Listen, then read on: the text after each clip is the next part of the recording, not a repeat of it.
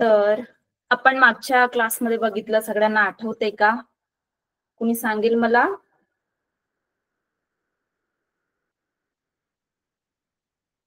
आपण काय काय बघितलं होतं?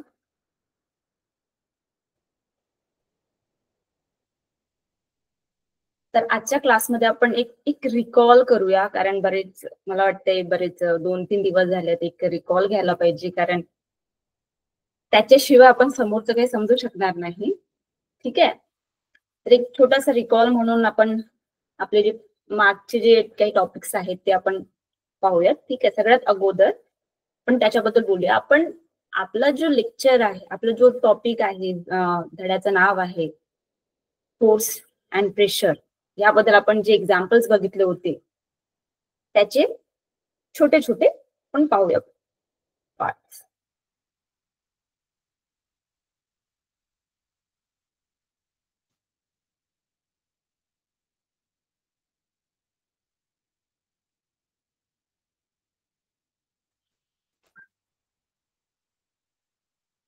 तर आपण मागच्या क्लासमध्ये बघितलं होतं की आपण प्रेशर बद्दल बोललो होतो, की फोर्स जे आहे, बळ जे आहे त्याच्याबद्दल, आणि ते बळ एका ठिकाणावर अप्लाय केल्यानंतर काय परिणाम होते, काय बदल होत आहे त्याबद्दल आपण बोललो होतो.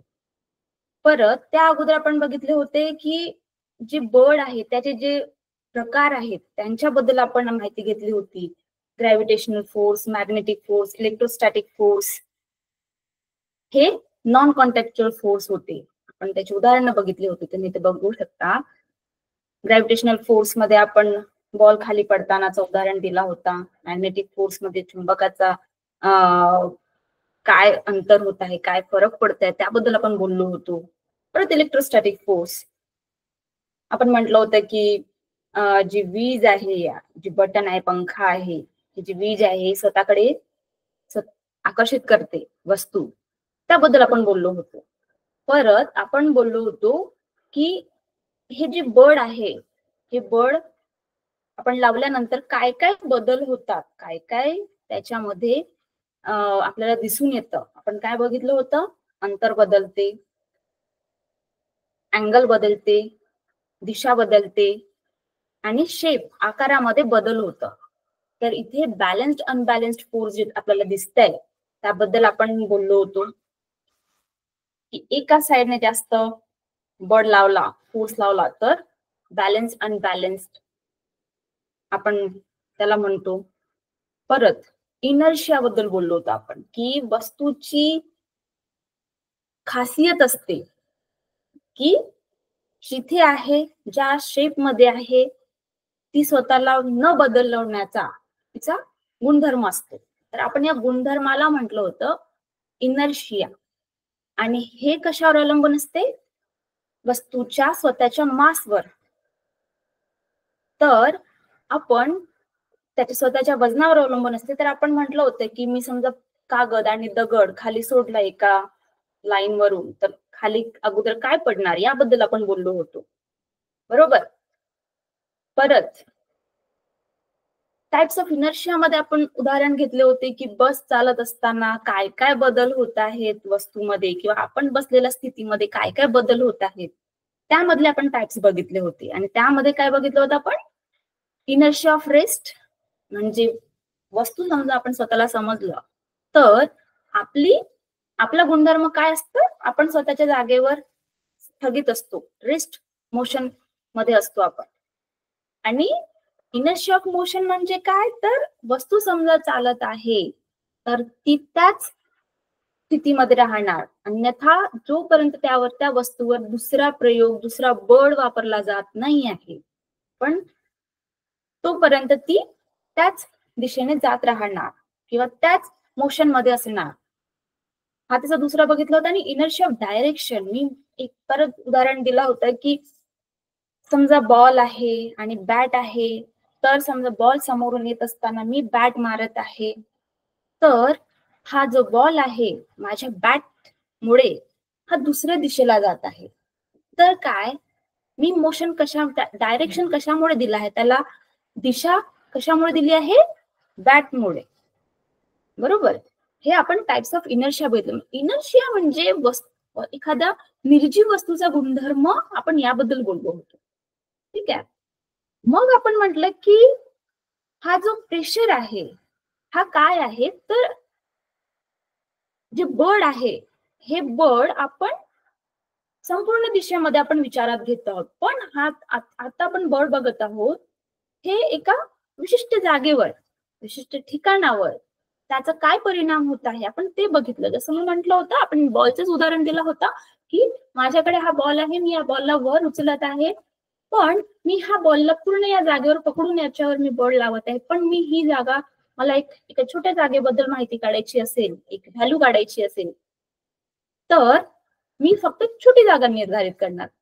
त्या जागेवर काय बळाचा परिणाम होत आहे त्याबद्दल बोललो होतो. त्याबद्दल आपण म्हटलं होतं की त्याला आपण कसं ग्राह्य धरणार, तर त्याला आपण म्हटलं होतं प्रेशर. आणि प्रेशरची आपण उदाहरणं बघितली होती की मी या पेन बद्दल सांगितलं होतं.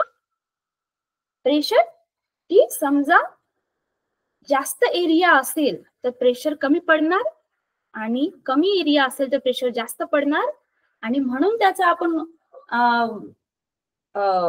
फॉर्म्युला बघितला होता काय, तर pressure force is to volume. म्हणजे जेवढा जास्त फोर्स जास्त बळ आपण एका एरियावर लावत आहोत, एका जागेवर लावत आहोत, ते कशावर निर्धारित असतं, त्या जागेवर. समजा ती जागा कमी जास्त आहे किंवा नाही हे त्या जागेवर आपण निर्धारित करतो. त्याचं म्हटलं होतं की pressure is the force exerted on a surface per unit area. आपण याची उदाहरणं बघितली होती. परत मग आपण एका वस्तूबद्दल बोलत होतो, पण आता आपण पाण्याबद्दल बोललो. पाणी, हवा, दोन्ही बद्दल बोललो होतो, बरोबर.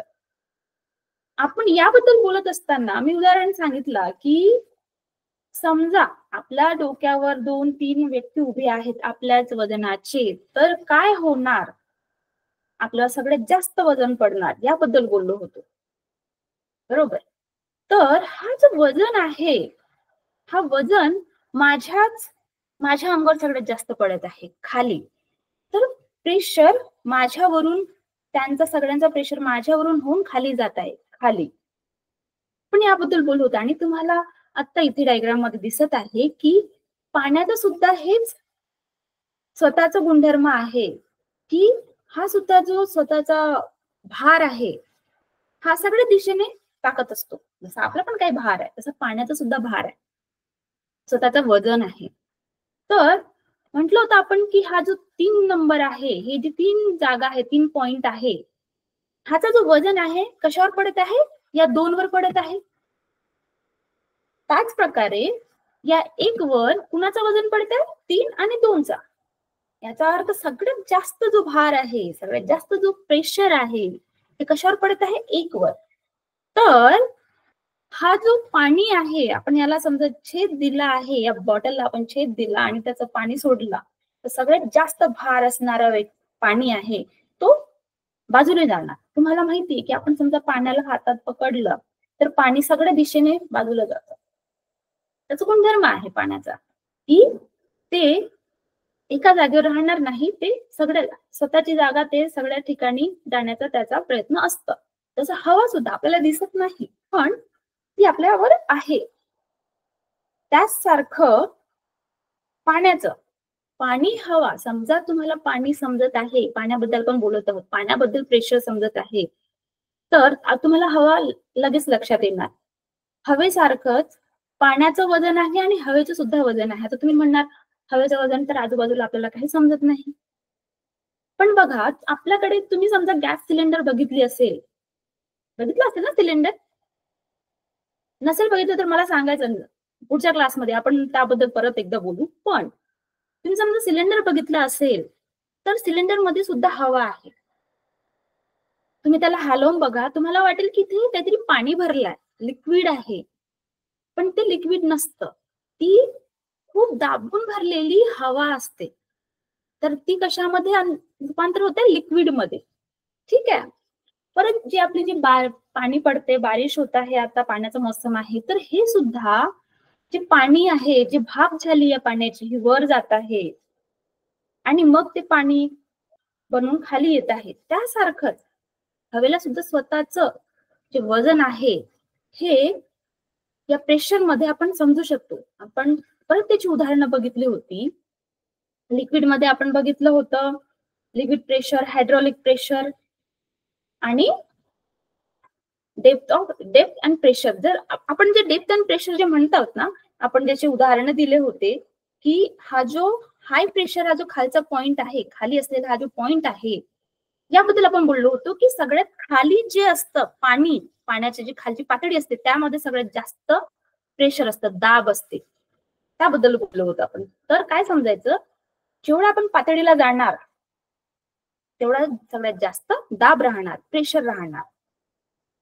ठीक आहे. त्याचप्रमाणे गॅस बद्दल बोललो होतो, पण आपण एक एक्झाम्पल घेतला होता की मी कापसाबद्दल सांगितलं होतं की कापूस जो बनतं किंवा जी वस्तू बनते ही छोट्या छोट्या कणांपासून बनतं. त्यासारखंच गॅस सुद्धा छोट्या छोट्या कणांपासून बनलेली आहे. तर जी जमीन आहे त्या जमिनीवर जी काही गॅस आहे, बघा तुम्हाला इथे दिसत आहे की ही जी पृथ्वी आहे, बघा तुम्हाला दिसते ही गोल पृथ्वी, ही जी गोल पृथ्वी आहे या पृथ्वीच्या अवतीभवती हवेचं एक आवरण आहे. त्या आवरणाला आपण ऍटमॉस्फेरिक प्रेशर म्हणतो. तर हा जो आवरण आहे हा आपल्या पृथ्वीकडे आकर्षित केला जातोय. गुरुत्वाकर्षण सुद्धा त्यावर काम करत आहे, पृथ्वीचं गुरुत्वाकर्षण, बरोबर. त्याचप्रमाणे आपण समजा पृथ्वीवर जसं आपण हे जे मॉलिक्युल्स तुम्ही बघत आहात यामध्ये हे मॉलिक्युल्स एकामेकाच्या दिशेने धक्का देत आहेत. बघितलं तुम्ही त्याचे ॲरो बघा, कोणत्याही साईडला कोणत्या तरी दिशेने हे जे मॉलिक्युल्स आहेत, कण आहेत, हे एकमेकाला धक्का देत आहेत. तर हे जे आहे हे आपल्याला असं हे दाखवत आहे की हवेचा जो प्रेशर आहे, हवेचा जो दाब आहे, हे exerted by the weight of gas molecule colliding with the surface increases with the higher gas density and temperature. तर हे आपल्याला जसं माहिती आहे की जे खाली जे कण आहेत तर यांच्या सगळ्यात जास्त भार आहे वरच्या हवेचा. जसं पाण्यासारखंच बघा, पाण्याच्या एकामेकावर पाणी उभं आहे तर भार सगळ्यात जास्त खाली येत आहे. त्याचसारखं नेहमी लक्षात ठेवायचं की जी पृथ्वीच्या तळाला जी हवा आहे तिच्या सगळ्यात जास्त भार आहे. तर त्याची जी डेन्सिटी आहे, त्याचं जो वजन आहे हे खालच्या तळाला जास्त राहणार. परत तुम्हाला एक उदाहरण माहिती असेल की आपण जे फुगा फुगवतो, बरोबर.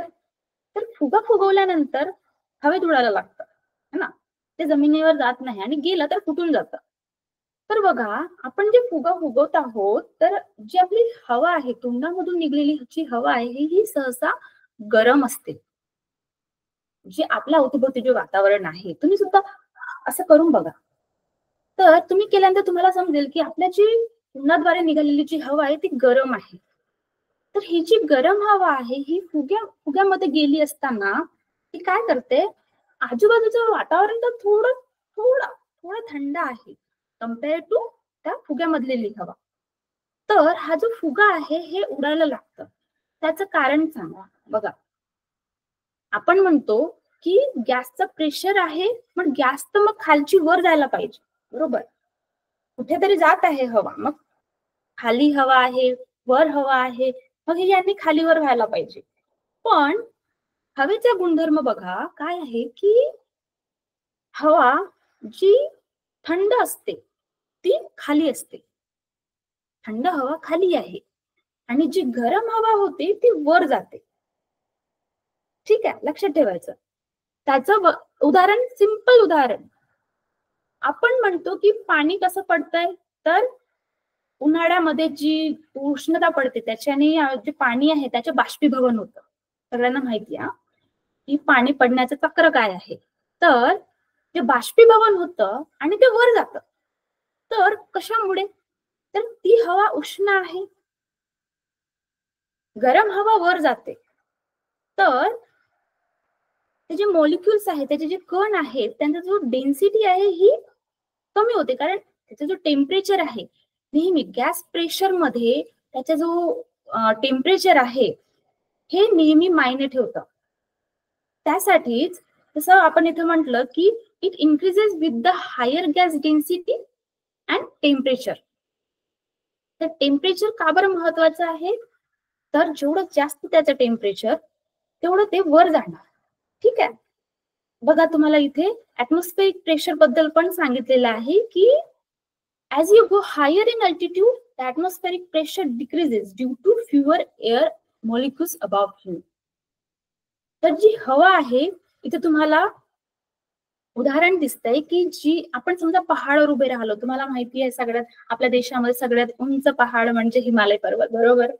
तर तिथे गेल्यानंतर आपण म्हणतो, तुम्ही ऐकलं असेल की तिथे हवेचा दाब कमी आहे.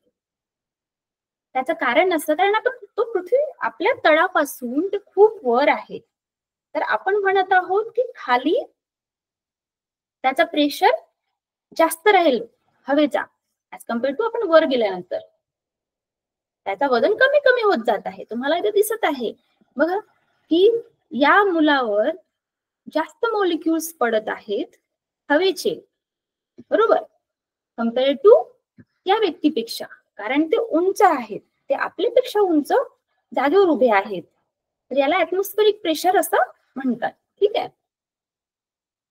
आता आपण पाहूया बायन्स फोर्स. त्या अगोदर मला एक उदाहरण घ्यायची आहेत. आपल्या जे पुस्तकामध्ये दिलेली आहेत त्याबद्दल मला बोलायचं आहे की आपण काय काय आपल्या पुस्तकामध्ये आतापर्यंत शिकलोय आपण ते अगोदर पाहूया. तर बघा आपण त्याची रिकामी जागा आपण मागच्या क्लासमध्ये बघितलो. परत एकदा आपण पाहूया. जसं आपण म्हटलं की एसआय युनिट ऑफ फोर्सेस सगळ्यांना माहिती आहे न्यूटन. ठीक आहे. आणि the air pressure on your body is equal to atmospheric pressure. ठीक आहे. तर याबद्दल आपण बोललो होतो. आणि हे pressure on your body is equal to atmospheric pressure. आता आपण याबद्दल जे बोललो हे लक्षात कसं ठेवायचं? The air on your body is equal to atmospheric pressure. कारण आपण सध्या तरी जमिनीवर आहोत. तर याला ऍटमॉस्फिअर म्हणजे वातावरण म्हणत आहोत. आपण समुद्राच्या खाली नाही आहोत, सी बॉटम नाही आहोत, किंवा स्पेस किंवा आपण पृथ्वीच्या बाहेर नाही गेलो आहोत, गुरुत्वाकर्षणाच्या बाहेर नाही गेलो, तर आपण त्याला स्पेस सुद्धा म्हणणार नाही, बरोबर? म्हणून काय उत्तर राहणार? Atmospheric pressure. तर तुम्हाला परत याबद्दल बघायचं आहे. ठीक आहे. तर तुम्हाला आता आपण इथे दाखवत आहे ऑब्जेक्ट बायोन फोर्स. आपण याबद्दल आता समोर पाहणार आहोत. पण त्या अगोदर मॅच द फॉलोइंग तुम्हाला सॉल्व्ह करायचं आहे. पण याबद्दल थोडस आपण पाहूया की हे जे मॅच द फॉलोइंग्स आहेत हे कशाबद्दल आहेत ते पाहूया. ठीक आहे. म्हणजे तुम्हाला लक्षात येणार की आपण हे कशाबद्दल बोलतोय. तर फ्लुइड म्हणजे आपण पाण्याबद्दल म्हणत आहेत. तर यापैकी तुम्ही ग्राह्य धरणार ते मॅच करत आहे, ते त्याला जोडत आहे, त्याबद्दल ते मॅच द पेअर्स तुम्ही पॉइंट लक्षात ठेवायचं. परत ब्लंट नीफ म्हणजे धारदार चाकू आणि बोथट चाकू आपण याबद्दल म्हटलं. पण प्रेशर बद्दल बोललो आपण, त्याचं उदाहरण पण बघितलं होतं. तर ब्लंट नीफ कशाबद्दल बोलत आहे? ब्लंट म्हणजे बोथट चाकू ज्याला धार नाही आहे त्याबद्दल बोललो होतो, बरोबर? परत शार्प नीडल आपण मी पेनाचं उदाहरण दिलेला की पेन माझ्या हातामध्ये जाणार, बरोबर? शार्प नीडल बद्दल बोललो. आणि रिलेटिव्ह डेन्सिटी त्याबद्दल आता आपण बोलणार आहोत. आता आपण बोलणार आहोत. आणि हेक्टोपास्कल याबद्दल सुद्धा आपण बोलणार आहोत. ठीक आहे. तर मॅच द फॉलोइंग्स आहेत, मॅच द पेअर्स आहेत, हे तुमचं होमवर्क राहणार. पाहू काय तुम्ही सांगताय ते. ठीक आहे. तर आपण आता समोर जाऊया. ठीक आहे. आपण एवढं आतापर्यंत बघितलं होतं. आता आपण समोर बघूया बायोन फोर्स बद्दल. ठीक आहे. तर बायोन फोर्स म्हणजे काय म्हणत आहे की जी हा जो पाणी आहे याला स्वतःचा वजन आहे ह्याबद्दल आपण बोलत आहोत. वेट हा स्वतःचा वजन पाणी हे कसं दर्शवतं महत्वाचं. आपल्याला माहिती नाहीये की पाण्याचं काय आहे गुणधर्म, म्हणजे पाण्याचं वेट आणि मी टाकल्यानंतर, वस्तू टाकल्यानंतर त्याचं काय बदल होणार. जसं आपण एखाद्या बॉलला मी याला जास्त प्रेशर लावला तर हा दबत आहे, याचा आकार बदलत आहे. ठीक आहे, हे आपल्याला समजून येत आहे की याच्यामध्ये हा बदल झाला, दिसून येत आहे. पण पाण्यामध्ये काय काय बदल होत आहेत, मी एवढा बळ लावल्यानंतर किंवा एवढा फोर्स लावल्यानंतर, प्रेशर लावल्यानंतर, ते बायन्स फोर्स मध्ये आपल्याला समजत आहे. तर बायन्स फोर्स काय म्हणत आहे की एखादी वस्तू समजा मी पाण्यामध्ये घातली तर काय होत आहे. सगळ्यांना एक कथा माहिती आहे की बघा, तहानलेला कावडा आणि त्याने मग माठामध्ये दगड घातले आणि पाणी वर आला आणि मग कावड्याने पाणी पिऊन आपली तहान भागवली. बरोबर, सगळ्यांना माहिती आहे.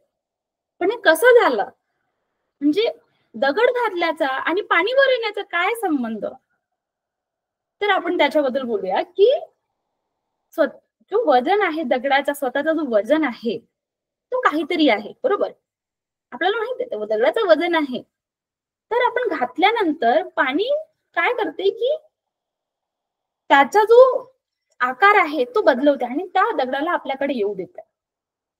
याचा अर्थ दगड पण पाण्याला चिरून फाडून आतमध्ये जात आहे. बरोबर, पण आपण जर म्हटलं की पाण्याला वजन आहे स्वतःचा, म्हणजे बघा, मला कोणी धक्का दिला तर मी पण प्रयत्न करणार की हा मला का धक्का देतोय, मी पण त्याला बाजूला सारण्याचा प्रयत्न करणार. त्यासारखं बायन्स फोर्स म्हणतंय की पाणी जो आहे, हा जो स्वतःचा वजन आहे, हा तोपर्यंत लावतो जोपर्यंत त्याचा वजन त्याला धक्का देऊ लागत आहे. समजा बघा, पाण्यावर आपण प्लास्टिकचा बॉल घातला तर पाणी पूर्ण बाजूला होत नाही. पण समजा आपण एक छोटीशी बॉटल घेतली, एक छोटासा डबा घेतला आणि त्यावर एक दगड घातला तर पाणी थोडस वर येतं, थोडस, जास्त नाही. कारण त्याची जी जागा आहे पाणी दगडाने आपली जागा घेतली आहे पाण्यामध्ये, तर ते वर येतं. परत इथे म्हणत आहे की buoyant force depends on the volume of the object and the density of the fluid. Buoyant फोर्सचा महत्वाचा नियम काय आहे की जी दगड आहे त्याचे जे वजन आहे त्यावर अवलंबून असतं आणि पाण्याची डेन्सिटी किती आहे. तर डेन्सिटी म्हणजे काय महत्वाचं हे आधी समजून घेऊया. तर डेन्सिटी म्हणजे काय, तर जो पाणी आहे, पाणी त्याचं वजन, ठीक आहे, पाण्याचं वजन आपण त्याबद्दल बोलत आहोत. समजा हे एक बॉटल आहे, तर याची डेन्सिटी आपण कशी काढायची बघा. याच्यामध्ये मी एवढा पाणी घातला तर याचा जो व्हॉल्यूम आहे, त्याचा जो आकार आहे, याबद्दल मला माहिती आहे की मी याचा आकार आधी काढणार. या बॉटलचा आधी मी आकार काढणार की हा एवढ्या रेडियसचा आहे आणि एवढ्या लेंथचा आहे. ठीक आहे, मी आधी बॉटलचा आकार काढणार. मग किती मास आहे, म्हणजे त्याचं किती वजन आहे पाण्याचा, बघा निघाला. तर डेन्सिटी काय म्हणत आहे, मास इज टू व्हॉल्यूम. ठीक आहे, आपल्या पुस्तकामध्ये दिलेलं आहे, आपण पुस्तकामधलं एक्झाम बघूया. ठीक आहे, तर मास इज टू व्हॉल्यूम म्हणत आहे. तर याबद्दल बोलत असताना त्यांनी म्हटलंय की जो पाण्याचा मास आहे, पाण्याचा जो वजन आहे, ते कशावर आहे, ते कशावर अवलंबून आहे, त्याच्या व्हॉल्यूमवर. मास इज टू व्हॉल्यूम म्हणत आहे. ठीक आहे, मग याबद्दल डेन्सिटी ऑफ सबस्टन्स आणि परत त्यांनी बोलले की रिलेटिव्ह डेन्सिटी. रिलेटिव्ह डेन्सिटी आणि रिलेटिव्ह डेन्सिटी हे कसं आपण वेगळे करायचे. तर डेन्सिटी आपण म्हणत आहोत एखाद्या वस्तूची, पण रिलेटिव्ह डेन्सिटी मध्ये आपण कम्पेअर कोणासोबत करतो, वॉटर सोबत, पाण्यासोबत. तर याला रिलेटिव्ह डेन्सिटी असं म्हटलं आहे. ठीक आहे, तर यामध्ये कन्फ्युज होण्यासारखं काही नाही. बघा, वजन याच्यात दिले आहे, मास, इज टू व्हॉल्यूम दिला आहे. तर डेन्सिटी म्हणजे जसं याची सुद्धा डेन्सिटी काढायची असेल, मला याची सुद्धा डेन्सिटी काढायची असेल तर मला याचा मास माहिती आहे, लांब किती आहे, याची विड्थ किती आहे, सगळं मला माहिती आहे, बरोबर. मग आता याचा व्हॉल्यूम मी कशामध्ये ठेवलाय, पाण्यामध्ये ठेवलाय. मग तळाला गेलं तर काय बदल आला, पाणी वर आलं, खाली गेलं, कोणत्या साईडला गेलं, बाजूला झालं, हे मी काढणार. त्याच्यावरून काय समजणार, याची डेन्सिटी समजणार. ठीक आहे. त्याच सारखं रिलेटिव्ह डेन्सिटी असं म्हणणं आहे की आपण समजा याची आपण डेन्सिटी ऑफ सबस्टन्स, आता मी डेन्सिटी काढली याची, पण आता मला पाण्यासोबत त्याला कम्पेअर करायचं, तर याला रिलेटिव्ह डेन्सिटी असं म्हणतात. कोणासोबत? पाण्यासोबत. Relative density. ठीक आहे. एवढं तुम्हाला समजलं असेल तर आपण समोर जाऊया. परत आपण याच्याबद्दल बोललो होतो की परत आपण काय काय बघितलं होतं की बायन्स फोर्स जी आहे हे वर येत आहे, बट ग्रॅव्हिटेशनल फोर्स स्वतःकडे खिचत आहे, बरोबर. ग्रॅव्हिटेशनल फोर्सचा गुणधर्म काय आहे, हे सगळं स्वतःकडे खिचत आहे आणि बायन्स फोर्स वर करत आहे. याचा अर्थ म्हणजे एका वस्तूवर किती फोर्स अप्लाय होत आहे, किती फोर्स लागत आहे. Gravitational force inverse direction, buoyant force upward direction, बरोबर. तर वस्तूवर काय काय अप्लाय होत आहे, इथे तुम्ही बघा, इथे ऑब्जेक्टवर काय काय अप्लाय होत आहे हे आपल्याला निर्धारित करता येतं. ठीक आहे.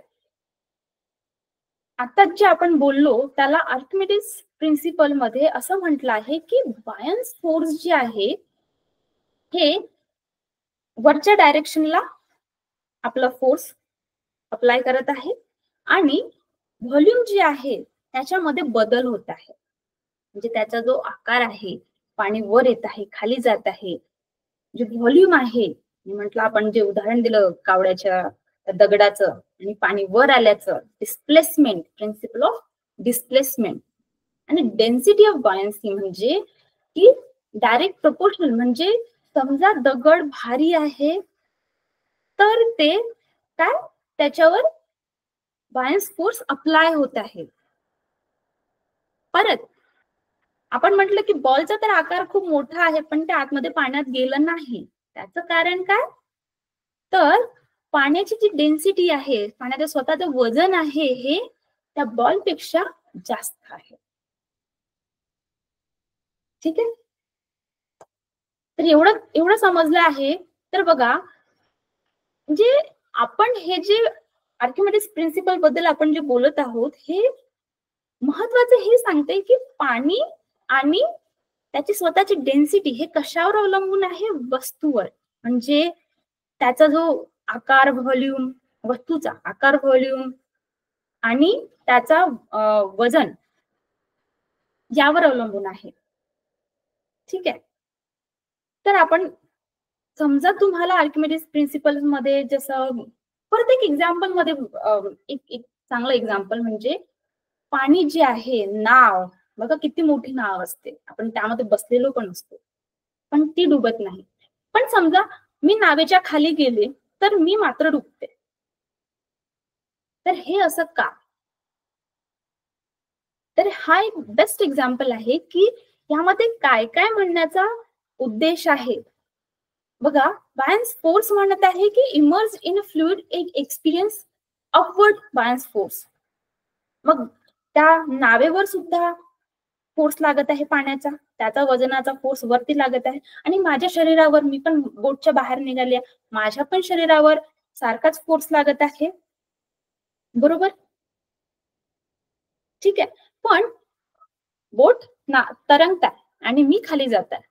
त्याचं कारण असं की जी वस्तूची बनावट आहे, जसं प्लास्टिक बॉल आहे किंवा नाव आहे, याचं जे गुणधर्म आहे हे काय आहे, यांचं वजन स्वतःचा कमी आहे, यांचं स्वतःचं वजन कमी आहे. जसं बॉलला मी ठेवलं तर याचं वजन कमी आहे, आकाराने भले मोठा असेल त्यांचं स्वतःचं वजन कमी आहे, त्यांचा जो बनावट आहे आतमध्ये हे होलो आहेत. म्हणजे आपण याला बॉलला काटलं तर आतमध्ये काय आहे, हवा आहे.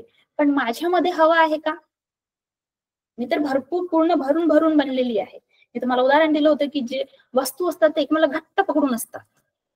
त्याचसारखं मी घट्ट बनलेली आहे, घट्ट वस्तूंनी बनलेली आहे, माझ्यामध्ये हवा नाही. त्याचसारखं जी नाव आहे ही भले आकाराने मोठी असेल, पण आतमधून ती पोकळ असते आणि तिचा आकार मोठा आहे आणि तिचा गुणधर्म आहे लाकूड पाण्यावर तरंगतंय. तर हा जो गुणधर्म आहे, हा वस्तूंचा गुणधर्म,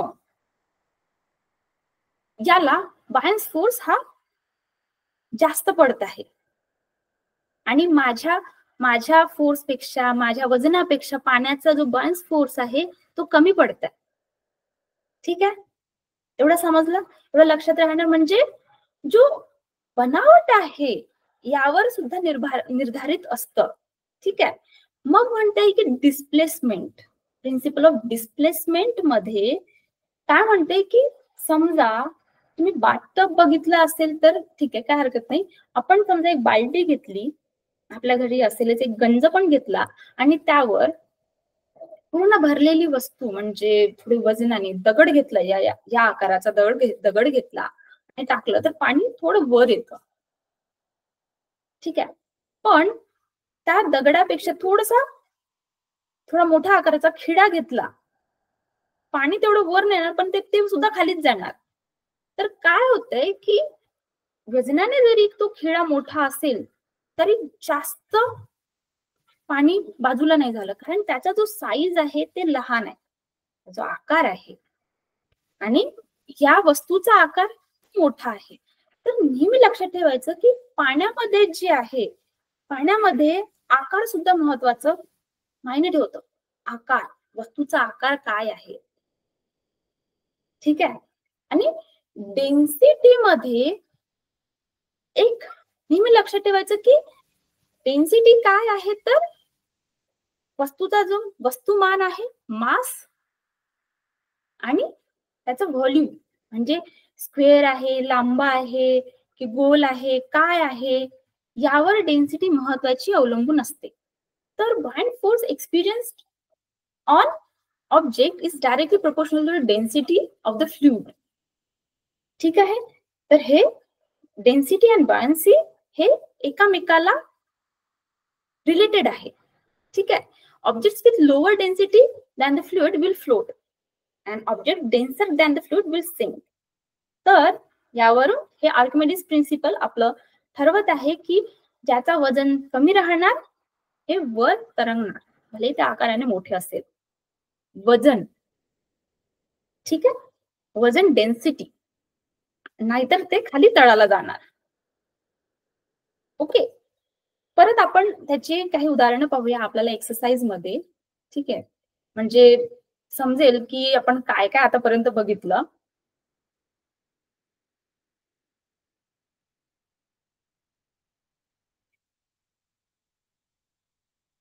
तर बघा, जिथे तुम्हाला एक हे दिसत आहे, आपण सॉल्व एक्झाम्पल, आणि हे न्यूमरिकल्स आहेत. म्हणजे आपण एक्झाम्पल कशाबद्दल बघत आहोत की आतापर्यंत आपण फक्त एक्झाम्पल्स दिले, पण ह्यांची जी लाईव्ह आपण त्याची समजा काढायचं म्हटलं उदाहरणं, तर कसं काढणार. The area of bottom of tiffin is 0.25 metre square. आणि मीटर स्क्वेअर, बघा मीटर स्क्वेअर का बरं म्हणत आहे, त्याचा एरिया आपण म्हटलं होतं की प्रत्येक वस्तूला काहीतरी मीटर स्क्वेअर, किलोग्राम, रेडियस हे असं दिलेलं असतं. त्याचं कारण मी म्हटलं होतं की समजा अंतर आहे तर मीटर मध्ये देणार, त्याला किलोग्राम मध्ये असं नाही देणार. ठीक आहे, वजन असेल तर किलोग्राम मध्ये देणार, आणि वेट दिला आहे बघा त्यांनी, वेट काय दिलाय 50 न्यूटन. ठीक आहे, calculate the pressure exerted by box on the shelf. तर ह्याचं असं म्हणणं आहे की जे खाली जे टिफिन आहे, the area of bottom of tiffin, आपल्याला माहिती आहे टिफिन दोन खाण्याचं असतं, 3 खाण्याचं असते है ना, आपण खोलतो त्याला. तर खालचा जो टिफिन आहे हे आकार त्याचा एरिया दिला आहे त्यांनी आणि त्याचं वजन सुद्धा दिलं आहे. मग काढा म्हणत आहे की वरचा जो डबा आहे त्याचा काय प्रेशर दिला आहे. ठीक आहे, तर सगळ्यांना माहिती आहे प्रेशरचा formula force is to area.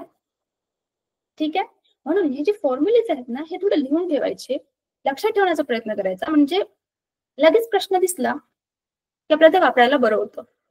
ठीक आहे, तर आपण जसं आता तुम्हाला हा एवढा एक्झाम्पल दिसत आहे, तर आपण सगळ्यात अगोदर काय करायचं, आपण एक क्वेश्चन दिसला की सगळ्यात अगोदर काय लिहायचं, गिवन. गिवन म्हणजे काय, काय काय दिलेलं आहे प्रश्न, तर आधी ते लिहायचं. फॉर्म्युला नंतर ठेवायचा, पण आधी काय काय दिलं आहे प्रश्न सोडवताना, तर आधी गिवन लिहायचं. गिवन म्हणजे प्रश्नामधून जे दिसत आहे त्यालाच तिथे ठेवण्याचा प्रयत्न करायचा की आता माझ्याकडे एवढं एवढं आहे आणि काय नाही आहे, काय विचारत आहे त्या समोर प्रश्न मार्क. तर बघा त्यांनी काय दिलं आहे, एरिया दिला आहे, वेट ऑफ मास्क वजन दिलं आहे, वेट ऑफ बॉक्स, आणि त्यांनी म्हटलं आता आपल्याला काय काढायचं आहे, कॅल्क्युलेट. Calculate pressure. ठीक आहे, क्वेश्चन मार्क. आता आपण प्रेशर सॉल्व्ह करायचं. तर त्यांनी डायरेक्ट प्रेशर दिलं आहे, सरळ आहे प्रश्न म्हणून ते बरं म्हणजे समजत आहे की प्रेशर विचारते, ठीक आहे हा फॉर्म्युला आहे. पण बऱ्याच वेळेस असं सरळ दिलेलं नसतं, थोडं आलटून पालटून विचारलं असतं, तर तो समजून घेण्याचा प्रयत्न करायचा. ठीक आहे, तर हा जो फोर्स आहे त्यांनी फोर्सला वरती ठेवलं 50 न्यूटन आणि हे खाली एरिया. ठीक आहे, त्यांनी याचा हा उत्तर काढला आणि त्यांनी याला प्रेशरचा जो एसआय युनिट आहे काय आहे, न्यूटन मीटर स्क्वेअर. तर हे सगळ्यात शेवटी प्रत्येक वेळेस एसआय युनिट लिहायला विसरायचं नाही, अजिबात नाही. तुमचा केमिस्ट्री असो, काही असो, फिजिक्स असो, कुठेही एसआय युनिट लिहायला विसरायचं नाही, त्याच्यावर अर्धा मार्क असतो. आणि समजा ते विसरलं तर आपलं उत्तरही बरोबर असेल तरी त्याला व्हॅल्यू राहत नाही, ते फक्त एक आकडा आहे. पण त्याला व्हॅल्यू केव्हा येतं, जेव्हा तुम्ही त्याला काहीतरी एसआय युनिट मध्ये पुटअप करत आहात. ठीक आहे, नेहमी लक्षात ठेवायचं. आणि त्याला असं रट्टा मारल्यासारखं ठेवायची गरज नाही, अजिबात नाही. आपल्याला माहिती आहे प्रेशर म्हणजे काय, फोर्स इज टू एरिया. ठीक आहे, तर फोर्सला आपण कशाने डिनोट करतो, न्यूटनने, आणि एरियाला, एरिया म्हणजे काहीतरी अंतर आकार दिसत आहे म्हणून आपण त्याला मीटर मध्ये ठेवत आहोत. ठीक आहे, हे सॉल्व्ह झालं. परत एक सॉल्व्ह बघूया, म्हणजे आपल्याला हे समजायला परत बरं जाईल की बघा, हा आता आपण रिलेटिव्ह आयरन बद्दल बघितलं की calculate the relative density. Relative density म्हणत आहे. ठीक आहे, रिलेटिव्ह डेन्सिटी म्हणजे आपण कुणासोबत कम्पेअर करत आहोत, लिक्विड सोबत. आणि इथे लिक्विड त्यांनी काय दिलेलं आहे, वॉटर. ठीक आहे, डेन्सिटी आपण काढत आहोत, पण इथे रिलेटिव्ह डेन्सिटी विचारल्यानंतर आपण कशासोबत तरी कम्पेअर करत आहोत. तर हे आपल्या डोक्यात क्लिक झालं पाहिजे की रिलेटिव्ह डेन्सिटी, अरे हा फॉर्म्युला सारखाच आहे, पण यामध्ये पुटअप करत असताना, मांडणी करत असताना त्यामध्ये जी दिलेली व्हॅल्यू असते त्या व्हॅल्यूचा थोडाफार समजून घेण्याचा एक क्रायटेरिया असते. जसं बघा इथे असं म्हणत आहे, calculate the relative density of iron if the density of water is given 10⁻³ and density of iron is given. ठीक आहे, तर त्यांनी हा जो ठेवला आहे बघा, दोन्हीची डेन्सिटी त्यांनी ठेवलेली आहे आणि याला त्यांनी सॉल्व्ह करण्याचा प्रयत्न केला आहे. आता इथे त्यांनी म्हटलं की 10⁻³ तर हे हा एक स्टँडर्ड व्हॅल्यू आहे ही density of water. Standard value म्हणजे आपण याला काय म्हणता येईल की पाण्याची जी डेन्सिटी आहे, पाण्याची जी एक डेन्सिटी आहे हे आपण निर्धारित केली आहे. जसं 4 डिग्री सेल्सिअस वर पाण्याची जी डेन्सिटी आहे आपण निर्धारित केली आहे, म्हणून याला 10⁻³ असं ठेवण्यात आलं आहे. ठीक आहे, तर याला युनिव्हर्सल म्हणता येईल, पण 4 डिग्रीवरच, 4 सेल्सिअस डिग्रीवरच. ठीक आहे. तर आता यांनी परत बघा, यांनी परत गिवन ठेवला आहे. तुम्हाला समजा प्रश्न एवढा आहे तुम्हाला दिसला, तर सगळ्यात अगोदर तुमचं काम आहे गिवन म्हणजे काय काय दिलं आहे ते लिहून घेण्याचं. त्यांनी काय काय लिहिलं आहे, आणि डेन्सिटी ऑफ वॉटर लिहिलं आहे आणि डेन्सिटी ऑफ आयरन. ठीक आहे. आता रिलेटिव्ह डेन्सिटी यांनी ठेवल्यानंतर यांनी मॅथ्स याला सॉल्व्ह केला आहे. ठीक आहे. आता आपण समजा अनसॉल्व्ड कडे जाऊया. ठीक आहे. तर बघा यांनी काय काय दिलं आहे, डेन्सिटी ऑफ मेटल. ठीक आहे. Find the relative density of metal. यांनी म्हटलं आहे की डेन्सिटी ऑफ मेटल इज दिस आणि find the relative density of metal. तर यामध्ये परत त्यांनी काय दिलं आहे, वस्तूची डेन्सिटी दिली आहे, बरोबर. आणि म्हटला काय आहे, रिलेटिव्ह डेन्सिटी. तर आपल्याला माहिती आहे की पाण्याची जी आहे जे व्हॉल्यूम आहे म्हटलं, जे युनिव्हर्सल आहे 10⁻³ हे सेम आहे. तर आपण काय करणार, ह्याला समजा आपण सॉल्व्ह करण्याचा प्रयत्न केला तर सगळ्यात अगोदर काय लिहिणार, 10⁻³ 10.8 इंटू 10⁻³ डिवायडेड बाय 10⁻³. तर काय आन्सर येणार, हे कट होणार, बरोबर. आणि जे म्हटलं आहे की डेन्सिटी ऑफ मेटल यांनी काय काय दिलं आहे, जसं यामध्ये यांनी दिलं आहे की डेन्सिटी ऑफ वॉटर दिला आहे आणि डेन्सिटी ऑफ आयरन दिला आहे. ठीक आहे. तर यांनी जे एक्सरसाइज मध्ये जो क्वेश्चन आहे त्यामध्ये त्यांनी फक्त कशाचा डेन्सिटी दिला आहे, वस्तूची. म्हणजे काय दिलं आहे, डेन्सिटी ऑफ आयरन दिला त्यांनी. ठीक आहे. तर आपण सारख्याच फॉर्म्युलामध्ये पुटअप करणार, density of iron 10.8 is to 10⁻³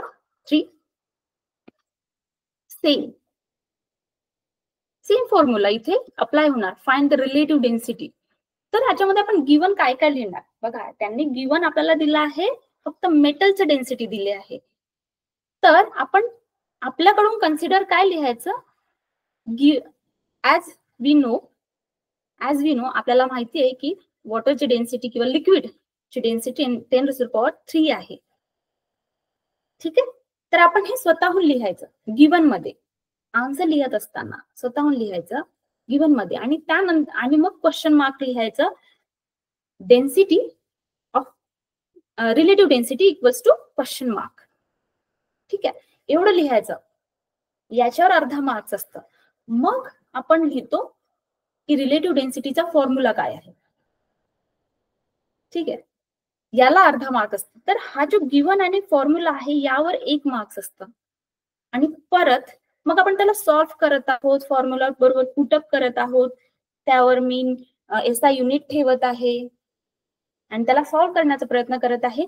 त्याला अर्धा मार्क्स आणि माझ्या उत्तराला अर्धा mark with SI unit.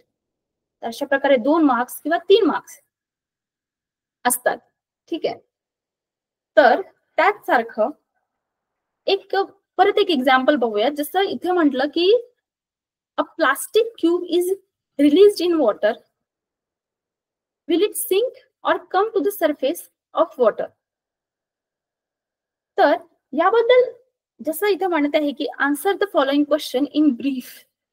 In brief म्हणजे तुम्हाला कारण द्यायची आहेत, की तुम्ही समजा म्हणत आहात की plastic cube release in water. समजा मी प्लास्टिकचा एक छोटा तुकडा किंवा काही मी ठेवत आहे प्लास्टिक पाण्यावर, तर ते खाली तळाला जाणार किंवा वर राहणार हे मला सांगा. आणि तुम्ही समजा म्हटलं की हो हे तळाला जाणार, तर कारण द्यायची की का बरं जाणार, आणि तळाला नाही जाणार म्हटलं तर का बरं नाही जाणार.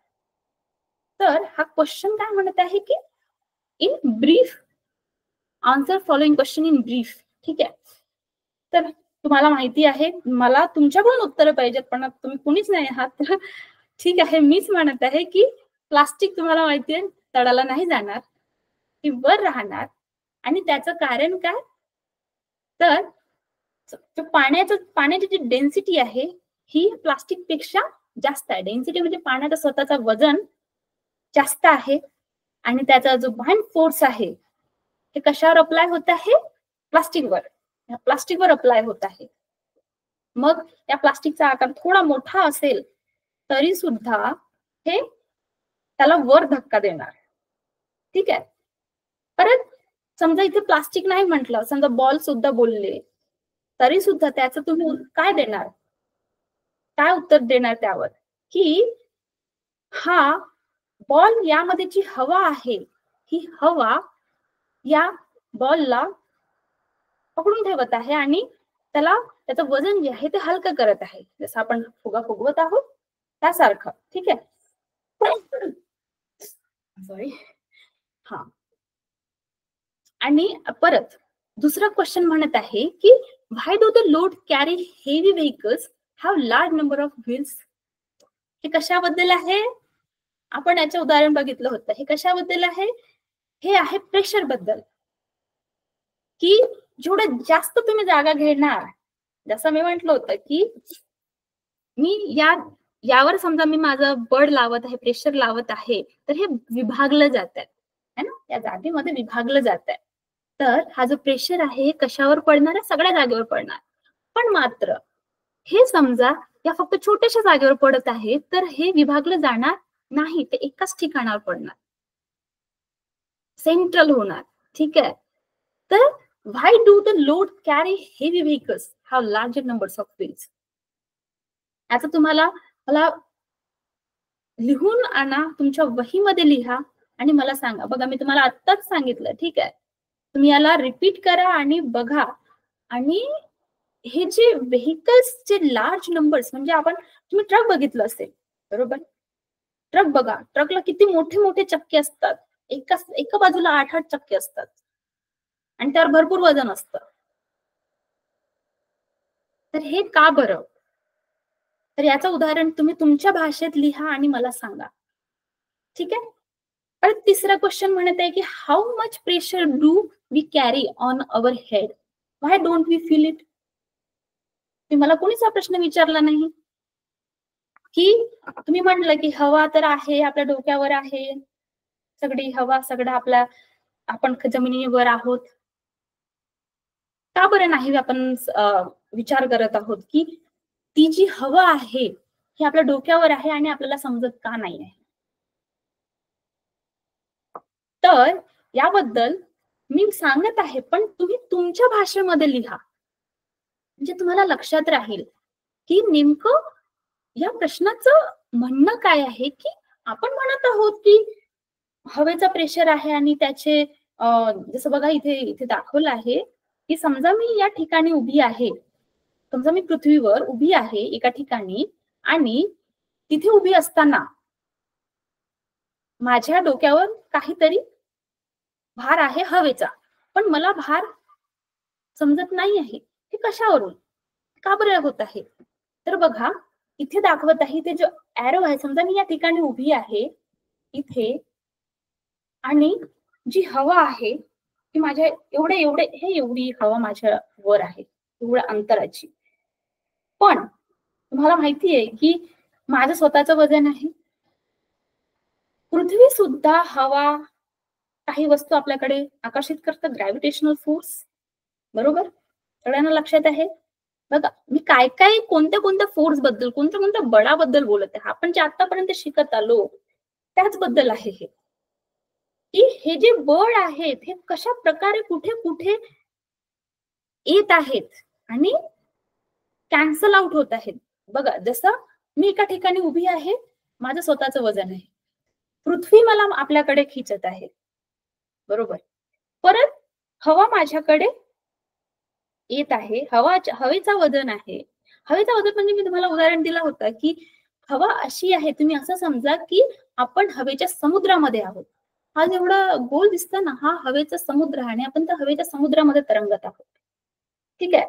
म्हणून त्याला कन्सिडर केलं जातं. परत समजा आपण म्हटलं की हा एवढा भार माझ्यावर आहे आणि माझं स्वतःचा आणि गुरुत्वाकर्षण आहे, तर हे एकमेकाला कॅन्सल आउट होत आहे. कॅन्सल आउट म्हणजे बॅलन्स्ड अनबॅलन्स्ड फोर्स. आलं लक्षात की हे जे बॅलन्स्ड अनबॅलन्स्ड फोर्स आपण म्हटलं होतं, एकामेकाला खिचणे, ताणणे. समजा इकडे 3 लोक आहेत, इकडे एकच जण आहे, तर सगळा भार 3 जण ओढणार, एकट्या व्यक्तीला ओढून घेणार. तर हाच उदाहरण यावर लागू होत आहे की माझं स्वतःचं वजन आणि पृथ्वीचा, पृथ्वीवर मी उभी असलेली, पृथ्वी स्वतःकडे गुरुत्वाकर्षण करत आहे म्हणून मी स्थिर उभी आहे, परत माझ्यावर हवेचा दाब आहे म्हणून मी उडत नाही आहे. जसं आपण या समजा आकाशात गेलो, आकाशगंगेमध्ये, तर तिथे हवा नाही आहे. सगळ्यांना माहिती आहे आकाशगंगेमध्ये आपली जी हवा आहे अशा प्रकारची हवा नाही आहे. तर ती हवा इथे आपल्या पृथ्वीच्या आसपास या आवरणामध्येच आहे. तुम्हाला दिसत आहे जो आवरण आहे, जो निळ्या रंगाचा आवरण आहे, त्या आवरणामुळे आपण स्थिर आहोत, एका जागेवर आहोत. ठीक आहे. तर तुम्हाला समजलं मी काय म्हणत आहे की माझं स्वतःचं वजन, गुरुत्वाकर्षण आणि हवेचा दाब यामुळे मी स्थिर आहे. तर हा जो प्रश्न म्हणत आहे की how much pressure do we carry on our heads, why don't we feel it. How much pressure. तर हा जो प्रेशर आहे हा आपल्याला कॅन्सल आउट करत आहे. समजा हा प्रेशर नसता तर पृथ्वीने आपल्याला अजून खूप खूप जास्त ताकदीने आपल्याकडे ओढलं असतं आणि आपण जमीन दोस्त झालो असतो. पण हवेचा काही दाब आहे जो आपल्याला पकडून ठेवत आहे. ठीक आहे. ठीक आहे. तर बघा आज आपण एवढं बघितलं. तुम्हाला समजा अजून काही प्रश्न असतील तर तुम्ही मला सांगा. ठीक आहे. आपली जी एक्सरसाइज आहे तुम्ही त्यामध्ये जे काही प्रश्न आहेत ते मला सांगा आणि त्याबद्दल माझ्यासोबत तुम्ही डिस्कस करा क्लासमध्ये. आपण पुढच्या क्लासमध्ये भेटू त्यावेळेस मला सांगा तुम्ही. परत पुढच्या क्लासमध्ये समजा तुम्हाला वाटत असेल न्यूमरिकल्स बद्दल, आणि महत्वाचं न्यूमरिकल्स बघा तुम्ही असं हे नाही की मॅथ्स आहे म्हणून आपण याला एकदम मजेशीर घेऊ की समजा फॉर्म्युला लावला त्याच्यानंतर तर मग आपल्याला कॅल्क्युलेशन नाही जमत आहे, ते समजा नसेल जमत तरी मला सांगा, आपण त्याबद्दल पण डिस्कस करूया की हे फॉर्म्युलाज कसं सॉल्व्ह करायचं, कोणतं पॉइंट कोणते काटायचे कोणते नाही, याबद्दल समजा काही प्रश्न असेल तर मला सांगा. पण मला माहिती असायला पाहिजे की तुम्हाला काय मदत हवी आहे. म्हणजे मदत म्हणजे जसं हे जे न्यूमरिकल्स आहेत हे सुद्धा सेम आहेत, पण समजा यामध्ये काही प्रश्न असेल की जे नाही समजत आहे, किंवा जसं इथे व्हॉल्यूम म्हणत आहे, plastic covered sealed box volume and the box has mass. तर हे जे शब्द आहेत याबद्दल जसं लक्ष देतात, व्हॉल्यूम, प्लास्टिक कवर्ड सील. ठीक आहे. तर आपल्याला समजत आहे पण ही व्हॅल्यू कशामध्ये पुटअप होत आहे हे आधी समजून घ्यायला पाहिजे. ठीक आहे. जसं व्हॉल्यूम म्हटलं आणि काय काढा म्हणत आहे, displacement by the box, distance काढा म्हणत आहे. ठीक आहे. तर यामध्ये काय काय देत आहे, डेन्सिटी देत आहे, मास देत आहे. तर आपल्याला व्हॉल्यूम काढायचं आहे. म्हणजे आपला काय राहणार, density equals to mass is to volume. Volume आपण काढलं तर हे आपल्याला समजेल. ठीक आहे. तर समजा न्यूमरिकल्स मध्ये काही वाटलं तर मला तुम्ही सांगा, आपण याबद्दल बोलूया. तर ही आपला हा जो लेसन आहे हा इथे संपलेला आहे. ठीक आहे.